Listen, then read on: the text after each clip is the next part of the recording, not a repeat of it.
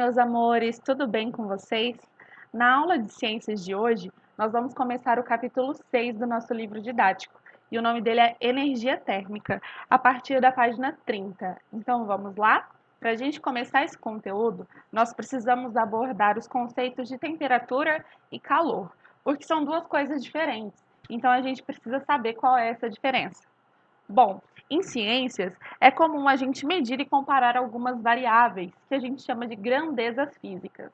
A temperatura é uma grandeza física e ela pode ser definida como grau médio de agitação das partículas que compõem uma matéria.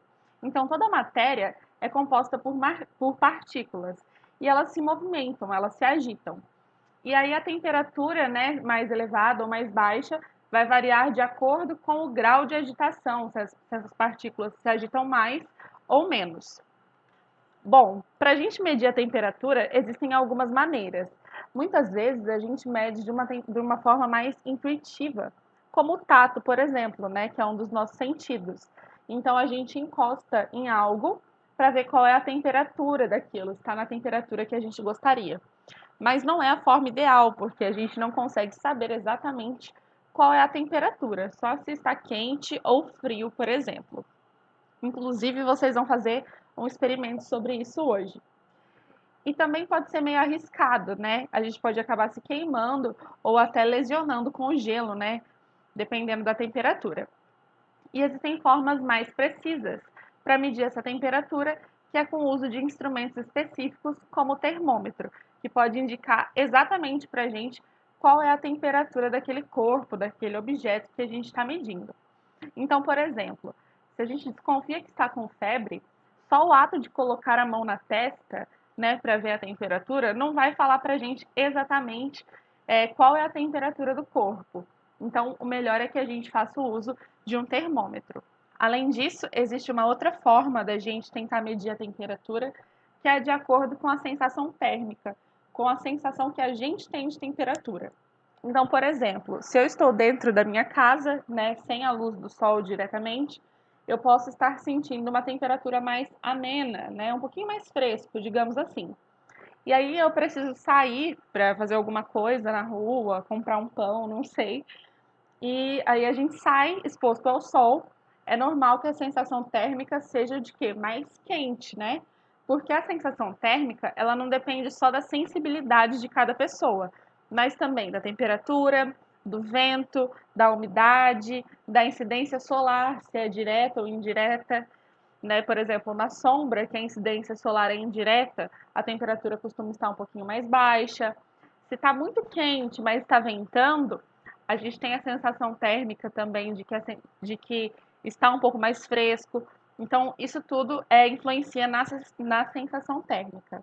Bom, então nós dissemos que a temperatura é o grau de agitação das partículas, né, presente em um corpo.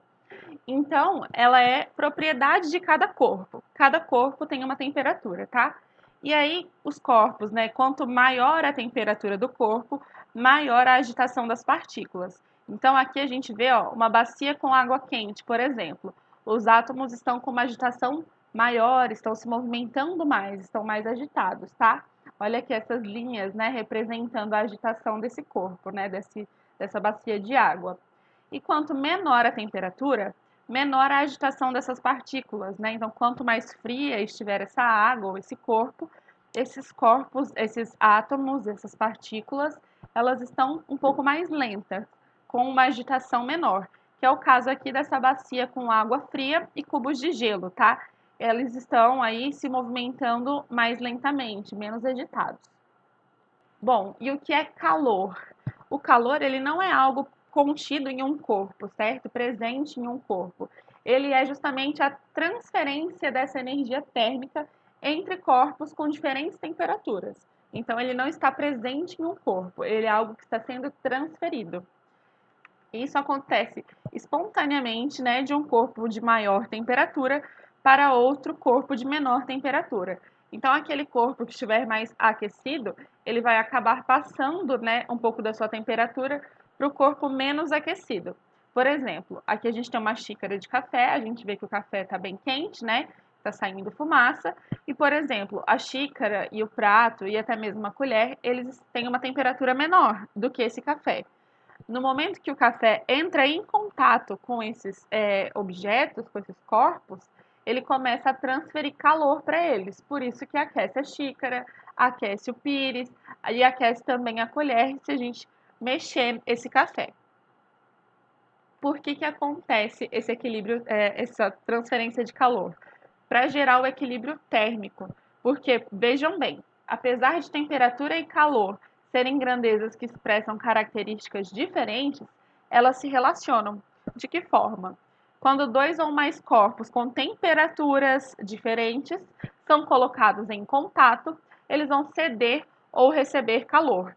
Então, o mais quente cede calor e o mais frio recebe calor. Com o passar do tempo, se o sistema estiver isolado, né, sem receber calor de outras fontes, as temperaturas dos corpos vão ficar iguais. Então, olha aqui, a gente tem de exemplo esses blocos. Olha primeiro esses dois blocos.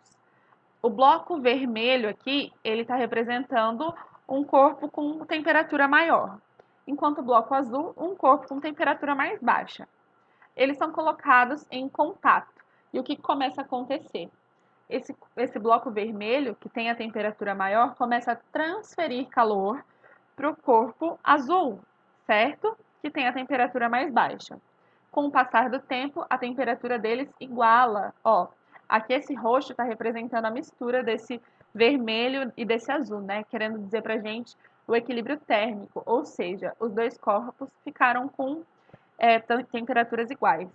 Um exemplo disso no nosso dia a dia é quando a gente coloca cubos de gelo num copo de suco, de água ou de refrigerante, por exemplo. O líquido, né, ele vai ter uma temperatura um pouco mais elevada, vai estar um pouco mais quente, digamos assim. E o gelo vai ter uma temperatura mais baixa. Então, o que começa a acontecer? Esse suco, ele começa a transferir calor para o gelo. E aí, o gelo recebendo calor, ele começa a derreter, certo? E aí começa a se misturar até que os dois viram como se fosse uma coisa só. Ficam com temperaturas iguais.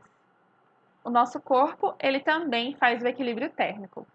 Bom, a temperatura interna do corpo humano é entre 36 e 37 graus na escala Celsius, tá? Que é a que a gente usa aqui no Brasil. Essa temperatura é essencial para as reações químicas que ocorrem no interior do nosso organismo. Essas reações químicas são importantes porque elas fornecem energia, por exemplo, para os nossos músculos exercerem forças, para o coração bater e bombear sangue, para o diafragma, que também é um músculo, né, promover a respiração. Então, é essencial que o nosso corpo esteja nessa temperatura. No entanto, o nosso corpo ele sempre tenta equilibrar essa temperatura com o ambiente. Por isso que em dias muito quentes, a gente sua mais, por exemplo, né? Porque ele está tentando não ganhar tanta temperatura do ambiente que está mais quente que ele. Só que nos dias frios, também tenta equilibrar essa temperatura. E aí que é um perigo, né? Porque se tiver muito frio, o nosso corpo ele vai começar a tentar o quê? Equilibrar, passar um pouco da nossa temperatura para o ambiente que está mais frio, né? Porque sempre passa do corpo mais quente para o mais frio. Então, o nosso corpo ele vai começar a perder calor rapidamente para o ambiente e a temperatura interna dele vai tender a diminuir.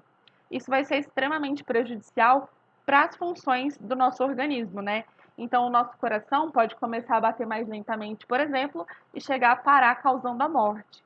Os primeiros sintomas aí de hipotermia, que é essa perda de calor para o ambiente, vão ser o quê? As extremidades do corpo, como os dedos da mão, o pé, eles vão começar a ter menos circulação sanguínea ali, então começa a ficar mais branco, mais azulado mesmo. O nariz também. Então a gente tem que se manter aquecido, né, nos dias mais frios e em regiões naturalmente mais frias. Só que mesmo que a gente esteja agasalhado, se a gente estiver muito tempo fora de casa num local extremamente frio, pode não ser o suficiente. Então a gente precisa de um abrigo, né?